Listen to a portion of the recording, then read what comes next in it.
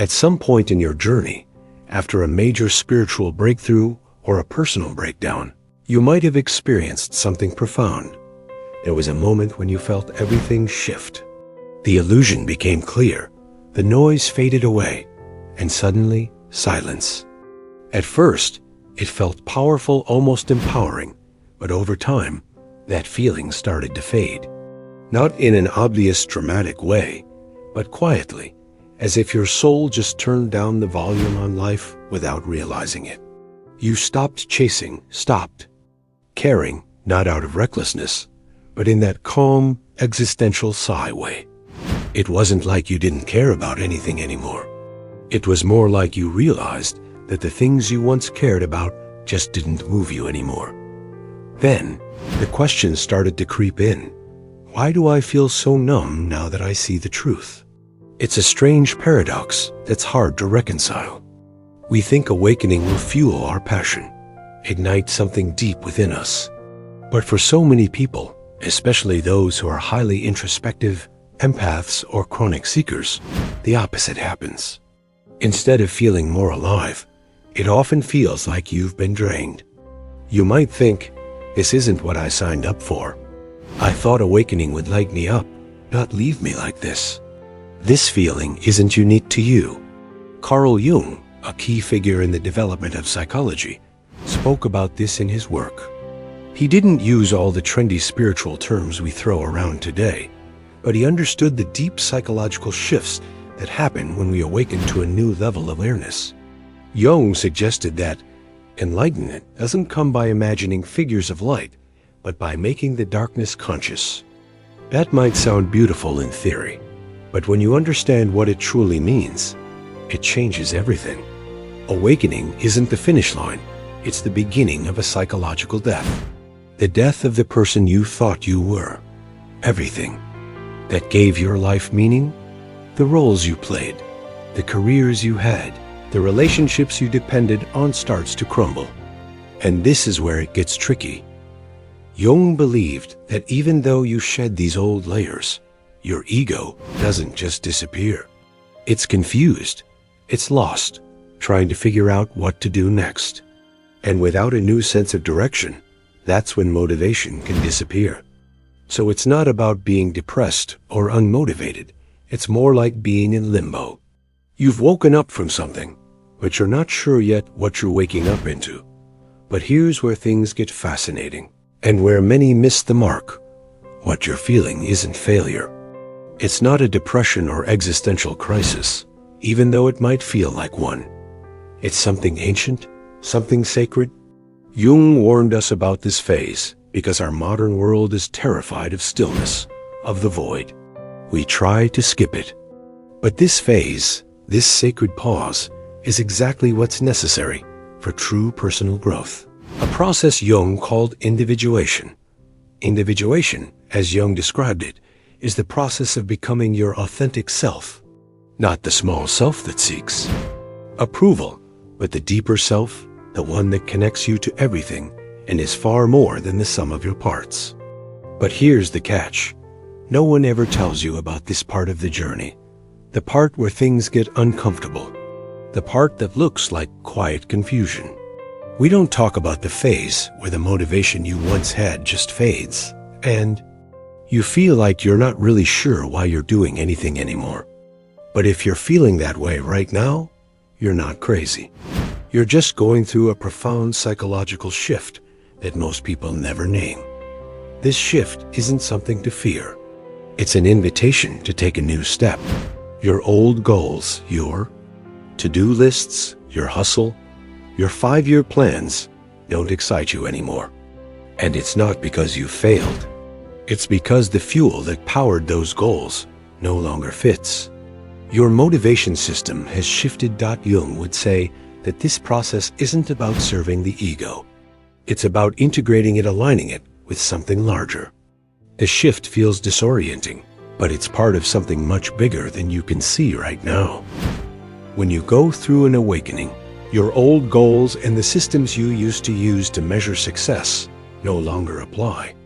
Your ego, the one that was, driving you to succeed and prove your worth, starts to let go. That's when things start to feel strange. Without your old ego-driven motivations, you might feel lost. It's like a character in a play stepping off stage suddenly unsure of what lines to say. But that's not a failure. You didn't lose your drive. You've outgrown the fuel that was once powering you. Carl Jung believed that we're not meant to serve the ego. We're meant to integrate it into something bigger. He called this journey individuation, where we transform from a fragmented identity into a unified self-one that is in alignment with truth. And this isn't about external validation or success. It's about expressing something deeper and more profound. Once the awakening happens, something begins to shift in your psyche. It's like your inner world starts recalibrating. It begins rejecting anything that feels forced, fake, or ego-based. Jobs, relationships, ambitions, things that once seemed important might suddenly feel irrelevant. Even the dream you had for your life a few years ago might seem unrecognizable. This is why people often describe awakening as both freeing and disorienting.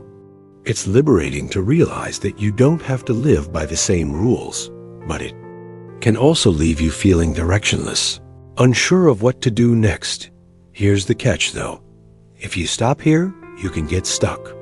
Some people, after an awakening, fall into a trap that Jung warned about: spiritual bypassing.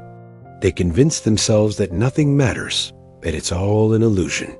They detach and numb out, thinking that they've transcended the need for the material world. But in reality, they've just disconnected from the deeper, meaningful aspects of life.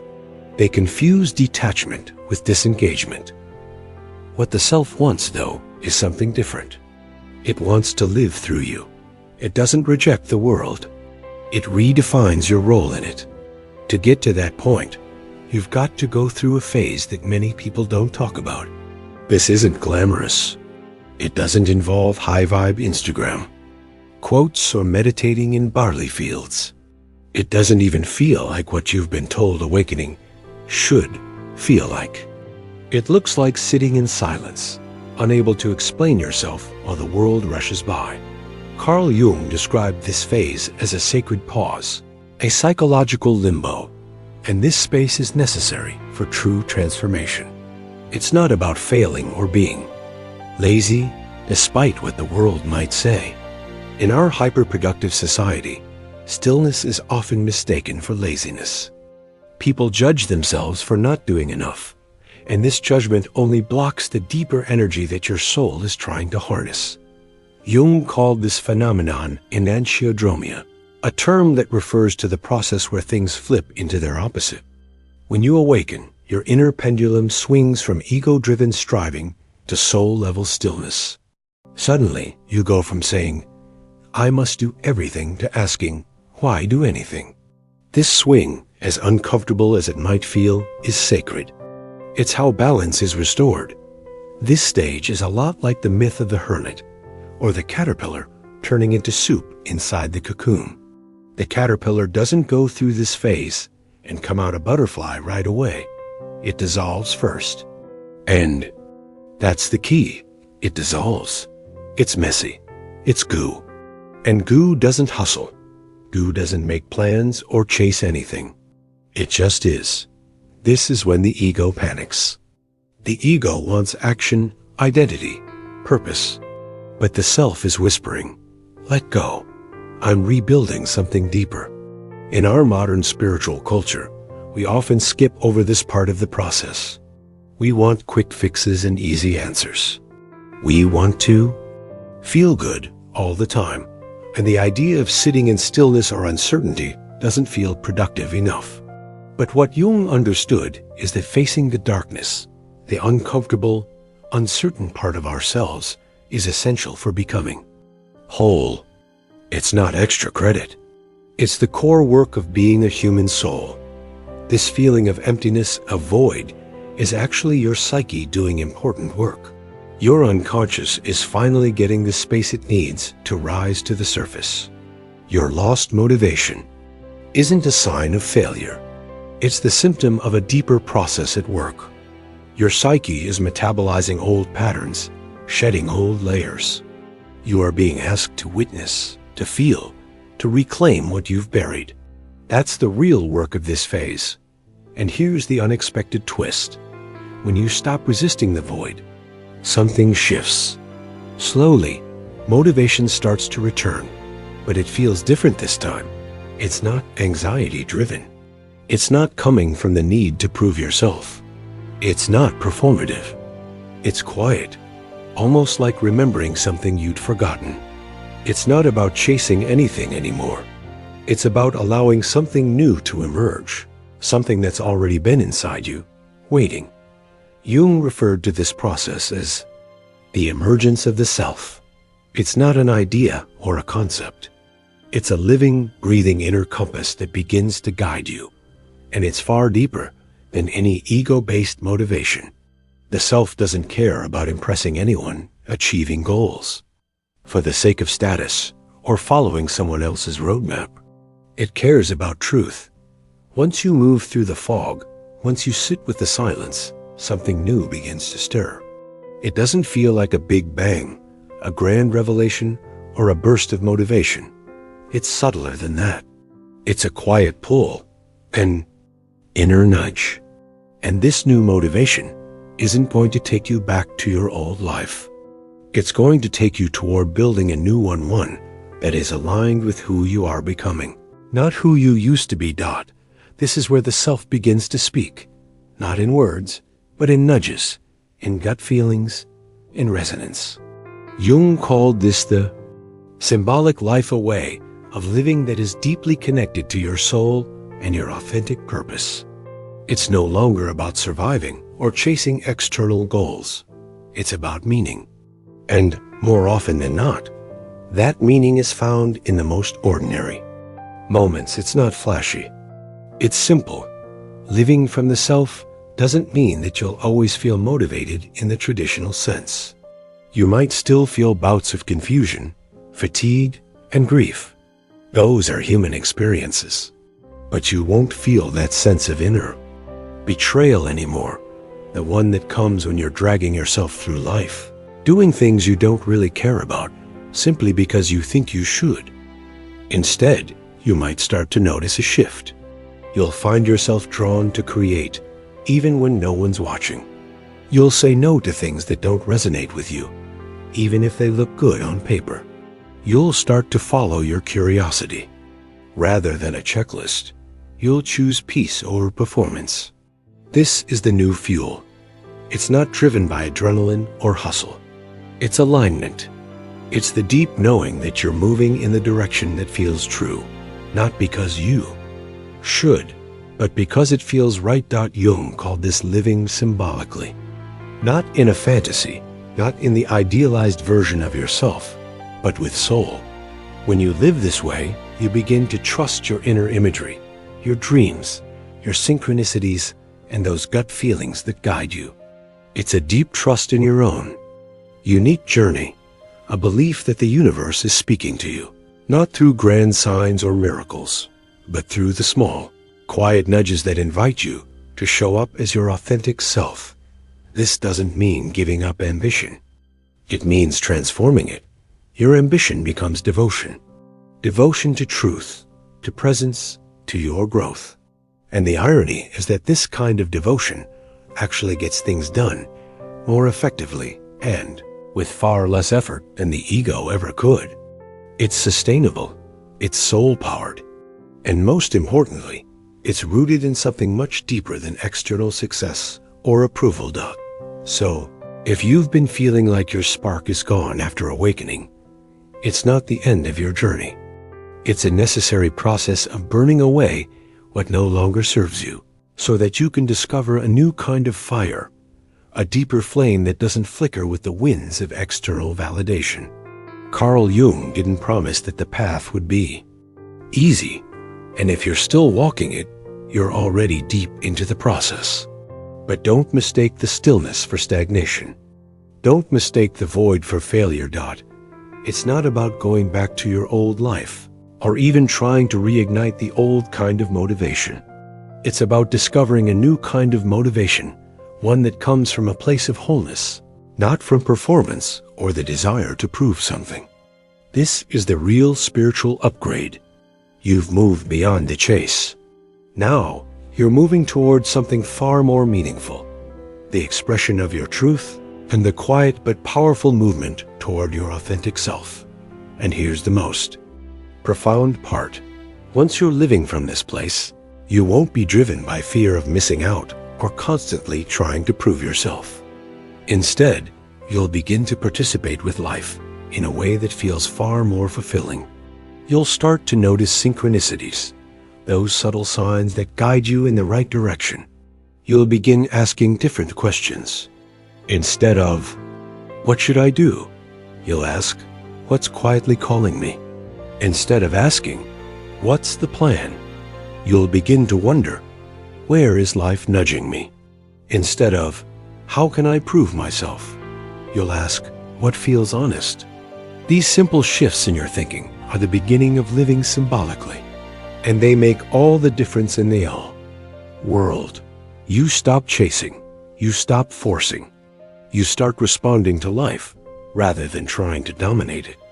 And when you live this way, your actions are guided not by the fear of failure, but by the quiet certainty that you're on the right path. This doesn't mean you'll never feel lost or uncertain again. It doesn't mean you'll always have all the answers. But it does mean that when you act from a place of alignment and truth. You no longer feel that constant sense of inner betrayal, the feeling of being out of place in your own life. Instead, you begin to notice the small, quiet movements that feel right. You begin to trust yourself in ways that you never have before. And the beauty of it is that this way of living, this way of being, isn't just for you. It's for the world around you. When you live from a place of alignment, your actions are not only fulfilling for you, but also have a ripple effect on others. You begin to create, serve, heal, and teach, not because you have to, but because you are being called to. You no longer feel like you're living to impress others or to meet their expectations. You're living to express the truth of who you are, and that is more than enough. So if you're navigating this strange post-awakening fog, if you're feeling like your spark is dimmed or that your motivation has evaporated, just know you're not broken. You're not failing. You're going through a deep, sacred pause. You're in the process of integrating the wisdom of your soul, and that integration takes time. This isn't the end of your awakening. It's the beginning of your becoming. And when you allow yourself to move through this phase, when you stop resisting the stillness, you'll start to notice that the flame you've been searching for was always there. It just needed time to burn in its own quiet, steady way. You've let go of the old fire that burned bright but fragile. And in its place, you're cultivating a flame that's much deeper, much stronger, and one that will guide you in ways that will last a lifetime. So, if this resonated with you, if it helped you name something you've been feeling, I'd love to hear about your journey in the comments below. And if you want more content like this, content that explores psychology, soul, and self-awareness in ways that actually make sense for real life, make sure to subscribe to Fractal Wisdom. Because, remember, awakening isn't the end of the story. It's where the real story begins.